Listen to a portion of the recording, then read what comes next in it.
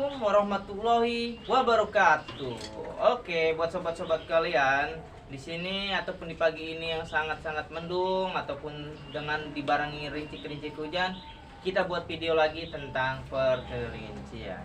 Oke, pada pembahasan pagi hari ini saya akan membuat yaitu memberi tips agar kelinci kalian itu bisa beranak normal ataupun bisa kembali lagi secara garis besar yaitu beranak banyak ya.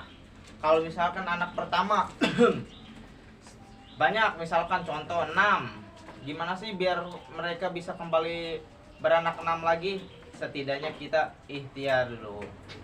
Oke, buat sobat-sobat sekalian dimanapun Anda berada, di sini adalah kelinci yang menjadi model.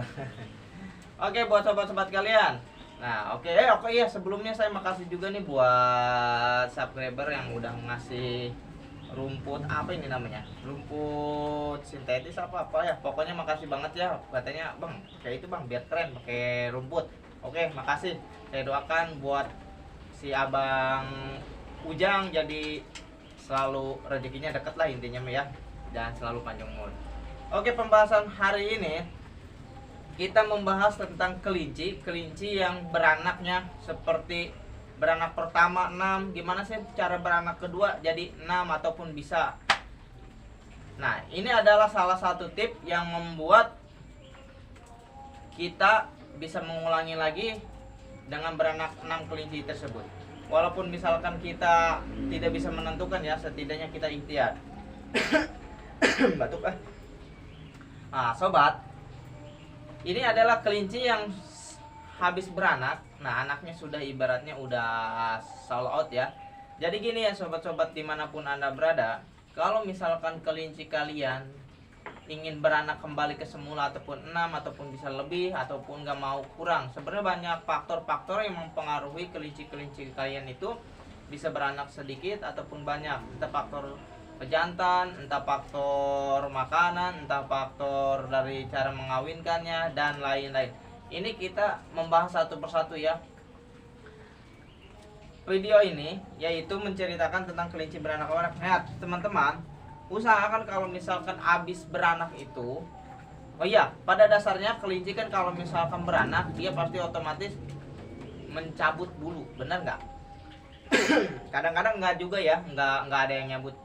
Tapi seperti ini sobat ya, kalau misalkan kelinci kalian yang lagi beranak ataupun menyusui nyambut bulu, itu alhamdulillah kelinci yang sangat luar biasa, itu bisa bagus.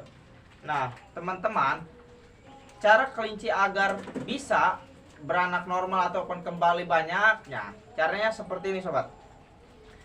Kalau kelinci kalian sehabis melahirkan, nah kan di sini kan di puting-putingnya ataupun di perut-perutnya kan, di badan-badannya kan bulunya belum jadi.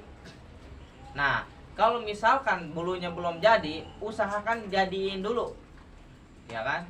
Usahakan jadikan dulu bulu-bulu di si induknya ini agar lebih bisa kembali normal ke badan, ke fisiknya semula. Kenapa seperti itu ya sobat ya? Dikarenakan si kelinci juga perlu pulih ataupun badannya supaya bagus kembali, ataupun ibaratnya harus punya energi dan protein lain-lain agar si kelinci ini ataupun induk-induk kelinci kalian bisa lebih siap lagi untuk menjadi ibu. Kalau misalkan kelinci kalian dalam segi hal ini, sebelum ibaratnya anak kelinci kalian itu belum disapi dan lain-lain, susunya puting si induknya ini bulunya belum pada jadi, badannya bulu-bulunya masih belum pada jadi. Nah, kadang-kadang kelinci ini sepertinya kekurangan protein ataupun kekurangan belum siap untuk menjadi ibu kembali. Dikarenakan si kelinci yang kalau misalkan udah siap untuk menjadi ibunya kembali, otomatis badannya itu ibaratnya udah mulai-mulai gemuk. Jangan mulai-mulai gemuk, yang intinya mah gemuk, dan harus siap benar-benar menerima asupan suplai dari sperma si pejantan.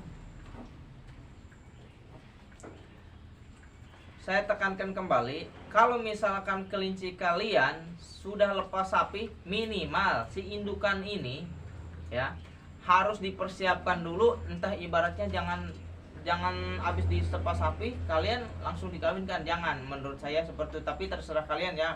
Ini cuma hanya sekedar tips supaya anak kelinci kalian bagus kembali. Kalian minimal bisa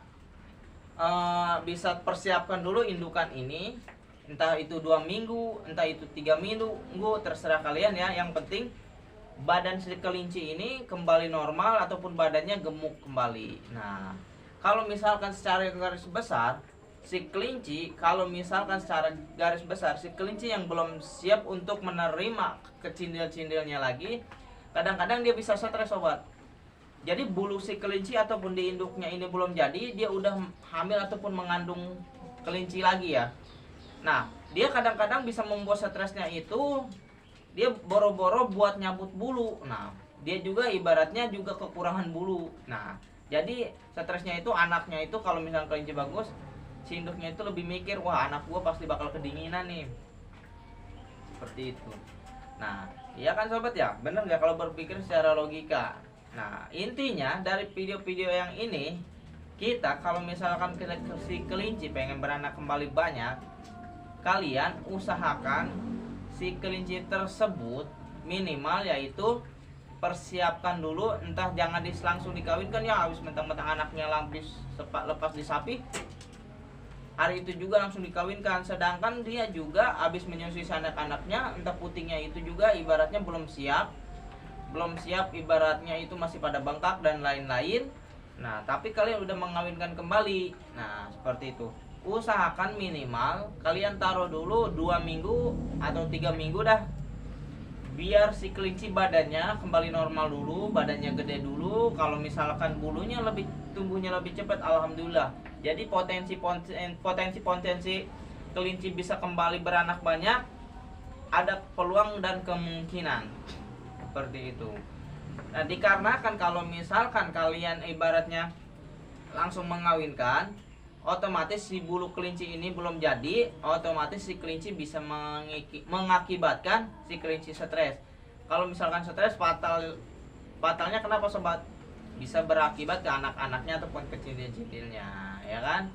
Memang si video ini sangat simpel dan sangat sederhana. Ini sekedar trik atau tips ada. Kalau misalkan kalian anak pertama banyak, pengen banyak lagi, usahakan bulu si kelinci induknya harus siap dulu. Jadi otomatis tumbuh dulu, terus badannya fit dulu, agar si kelinci induknya ini bisa lebih siap lagi. Beda kalau misalkan dengan hukum alam. Kalau hukum alam itu beda dengan sistem koloni atau sistem kontrakan seperti ini. Ya, sebut aja sistem kandang, sistem 1/1. Kalau misalkan sistem koloni sobat, kalau mereka si indukan kelinci ini kalau misalkan menggali lubang, otomatis kan anaknya disimpan di dalam ya.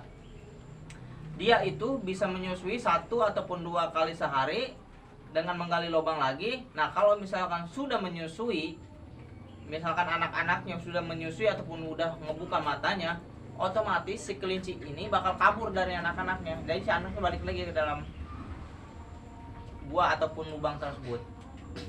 Beda lagi kalau misalkan sistem kandang, boro-boro si kelinci ini bisa kabur, sedangkan si kandang-kandang seperti ini juga hanya cukup untuk si kelinci tersebut dan anak-anaknya. Kalau misalkan si anak-anaknya selalu dekat dengan induknya, otomatis si kelinci tersebut, anak-anaknya bisa mengejar induknya yang ada di dekat dia. Dikarenakan apa? Matanya udah ngebuka, dia udah mengenal makanan, dan timbullah di situ seperti tidak mau berhenti menyusui ke induknya. Nah, jadi kalau misalkan buat sobat-sobat, tolong jangan samakan kelinci koloni ataupun umbaran dengan sistem kontrakan. Kalau misalkan sistem kontrakan, otomatis si kelincinya itu kalau udah bisa ngebuka matanya, otomatis bakal ngejar terus induknya sampai kemanapun, sampai dia benar-benar dapat puting si induknya.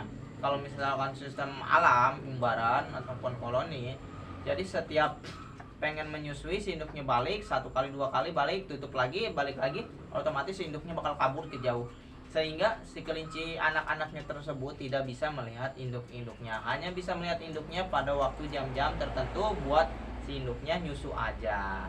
Nah, mudah-mudahan video ini sangat bermanfaat buat kalian. Dikarenakan video ini sangat simpel, mungkin bermanfaat buat kalian, tolong share deh kalau misalkan bermanfaat banget buat teman-teman yang dimanapun Anda berada. kalau misalkan bertanya ya tolong kalian jawab aja, dikarenakan di sini kita hanya sharing-sharing aja. Saya juga bukan orang hebat kok ya kan sobat-sobat. Oke, saya cukup video ini dengan mengucapkan wassalamualaikum warahmatullahi wabarakatuh. Semoga kalian sehat semua.